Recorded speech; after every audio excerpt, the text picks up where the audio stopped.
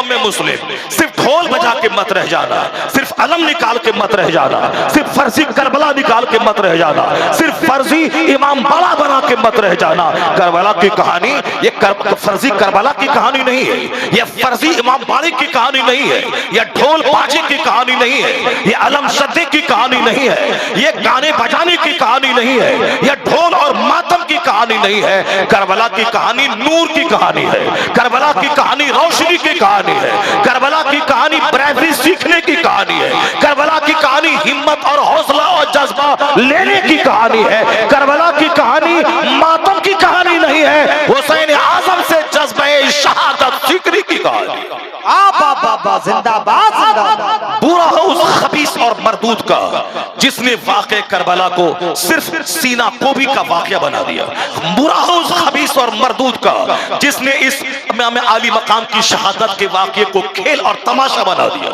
अल्लाह उसे क़यामत के दिन माफ नहीं करेगा जो मरदूद इमाम हुसैन की कहानी को वह साहब ढोल की कहानी बना दिया, बाजे की कहानी बना दिया, उसे ताजे की कहानी बना दिया, उसे काफिरों के बुत की तरह तस्वीर बनाकर घुमा घुमा कर पैसा वसूल करके शराब पीने की कहानी बना दिया।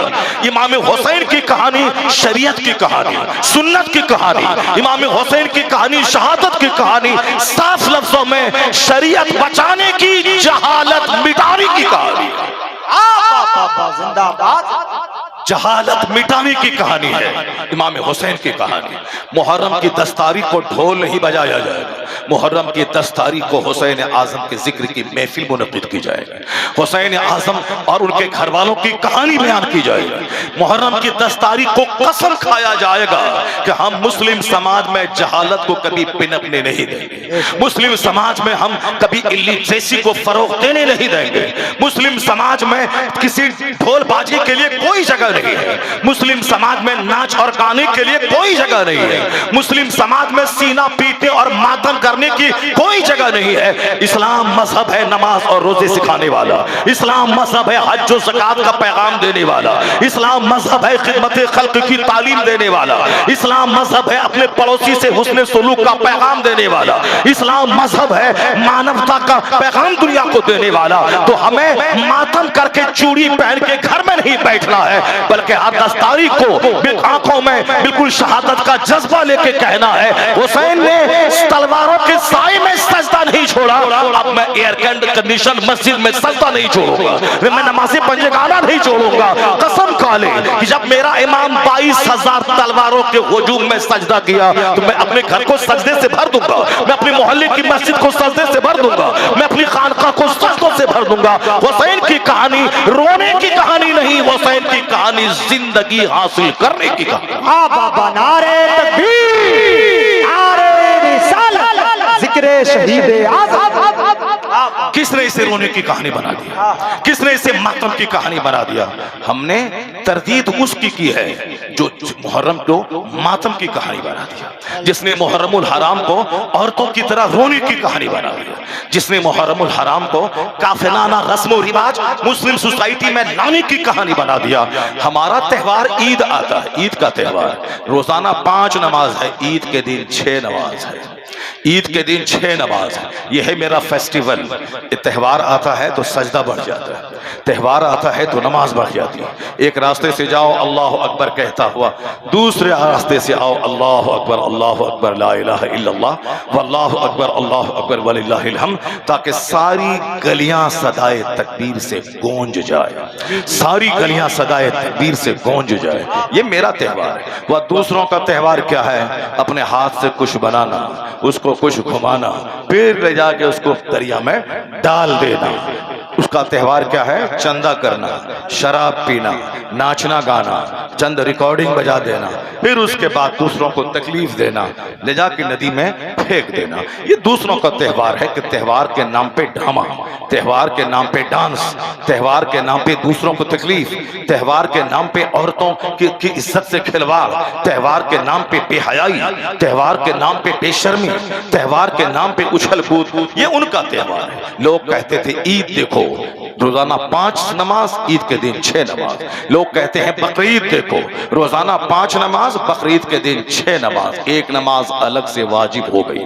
अब सजदा बढ़ गया तो ईदगाह जाने से पहले सदका फित्र निकाल दे, गरीबों के चूल्हे जलने का ख्याल कर दे। सिर्फ तू ही सवई खा के ईदगाह मत जा, गरीबों को भी खाने का मौका दे दे। तो मेरा त्यौहार खैरात बढ़ा देता है, मेरा फेस्टिवल चैरिटी बढ़ा देता है, मेरा फेस्टिवल गरीबों का एहसास बढ़ा देता है, मेरा फेस्टिवल फ्रेटर्निटी ब्रदरहुड चैरिटी बढ़ा देता है। तो हम त्यौहार के दिन खैरात बढ़ा देते हैं, सजदा बढ़ा देते हैं। 1 लाख का बकरा खरीदा, उस गोश्त के 3 हिस्से करते हैं, एक हिस्सा अपने घर में, एक अपने दोस्त अहबाब में, एक गरीबों और मिस्किनों में। जो गरीब कभी जिंदगी में 1 लाख के बकरे का गोश्त नहीं खाता हो, वो बकरीद के दिन खा ले। क्योंकि आज गोश्त खाकर फ्रीज में बचा के मुहर्रम तक ले जाने का दिन नहीं है। आज तो अल्लाह के नाम पे जानवरों का खून बहाकर या गोश्त अल्लाह की तरफ से एक तोहफा, एक गिफ्ट है, उस गिफ्ट के खुद खाने और दूसरों को खिलाने का दिन है, और जमा करके रखने का दिन नहीं है। तो मेरा त्यौहार कुर्बानी बढ़ा देता है, मेरा त्यौहार सजदा बढ़ा देता है, मेरा त्यौहार खैरात बढ़ा देता है। तो हमारे त्यौहार में डांस कहाँ है, हमारे त्यौहार में ढोल कहाँ है, हमारे त्यौहार में नाच कहाँ है, हमारे त्यौहार में डीजे कहाँ है, हमारे त्यौहार में प्योरिटी है, हमारे त्यौहार में पाकीज़गी है। औरतें ईदगाह पे नहीं जाएंगी इसलिए कि वह ईद बकरीद की नमाज ना पढ़े, वह घर में रहे।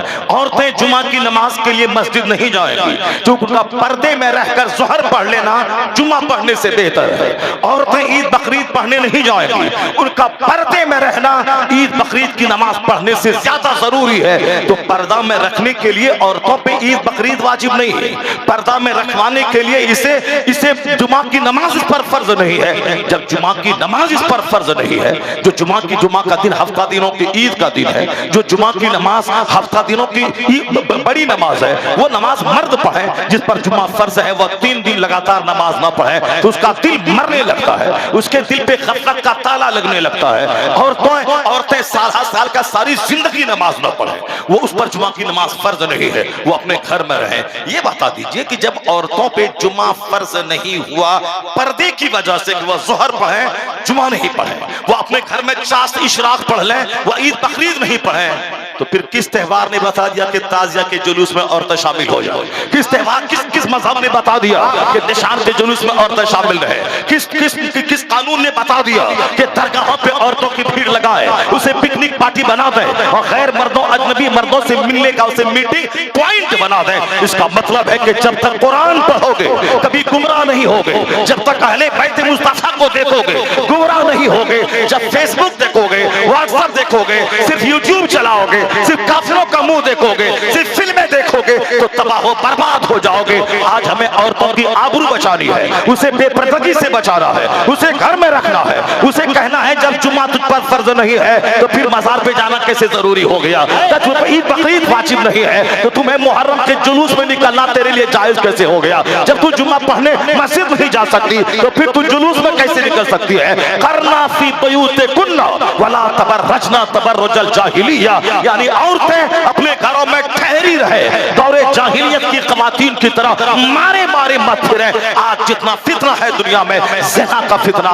बलात्कार का फितना, बदनिकाही का फितना, औरतों के किडनैप का फितना, औरतों से ज़िना करने का फितना, ये सारा फितना सिर्फ बेपर्दगी की वजह से, बेहयाई की वजह से, बेशर्मी की वजह से, औरतों के बाहर मारे मारे फिरने की वजह से इस्लाम पैगाम देता है कि ए औरतों घर में ठहरी रहो, अपनी इज्जत की हिफाजत करो, कोई कोर्ट कचहरी कोई नहीं रहे, औरतें पर्दे में रहे, ज़िना का खात्मा हो जाएगा, बेशर्मी का खात्मा हो जाएगा। नारे तकबीर, नारे रिसालत, जिक्र शहीद आज़म, सरज़मीने खतोला नूरी नगर।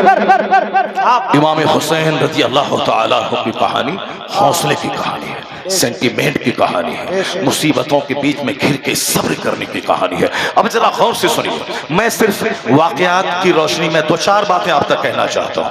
अहले बैत अतहार ने क्या किया है और हमें क्या करना चाहिए।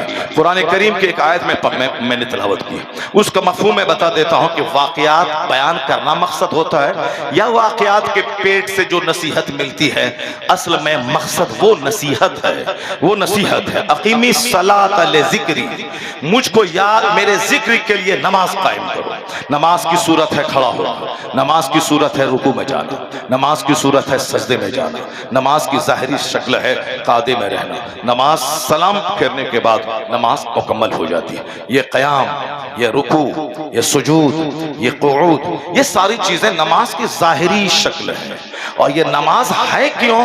ये असल में अल्लाह के जिक्र की सबसे बड़ी सूरत है कि बंदा कभी खड़े होकर अल्लाह को याद करे, बंदा कभी झुककर अल्लाह को याद करे, बंदा कभी पेशानी जमीन पे रख कर अल्लाह को याद करे, बंदा कभी बैठकर अल्लाह को याद करे। वयज़कुरूनल्लाह क़ियामन व क़ुऊदन व अला जुनूबिहिम व यतफ़क्करून फ़ी ख़ल्क़िस समावाति वल अर्द रब्बना मा ख़लक़्त हाज़ा बातिला सुब्हानका फ़क़िना अज़ाबन्नार। यानी कुरान कहता है ये अल्लाह को याद करने की शक्ल है कि अल्लाह वाले कभी खड़े होकर याद करते हैं, कभी लेट कर याद करते हैं, कभी बैठ के अल्लाह को याद करते हैं।